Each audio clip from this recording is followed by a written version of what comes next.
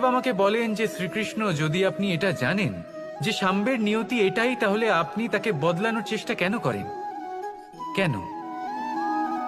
কারণ আমি একজন পিতা, আর পিতার কর্তব্য এটাই তিনি যেন সম্ভাব্য সব চেষ্টা করেন নিজের সন্তানের মঙ্গলের জন্য।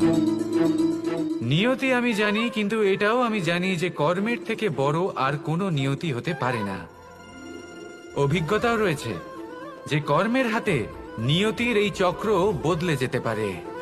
তাই জীবনে যদি আপনার কখনো এমন মনে হয় যে এটা তো অসম্ভব, তখনও চেষ্টা করা কখনোই ছাড়বেন না।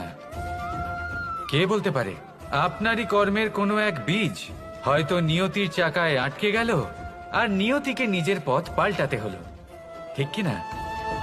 সেই জন্য নিয়তিকে ভাগ্য মেনে নিয়ে চুপ করে বসে থাকবেন না। নিজের নিয়তি স্বয়ং নিজের কর্মের দ্বারা নির্ধারিত করুন, কারণ আপনার এই কর্মের ওপরেই আপনার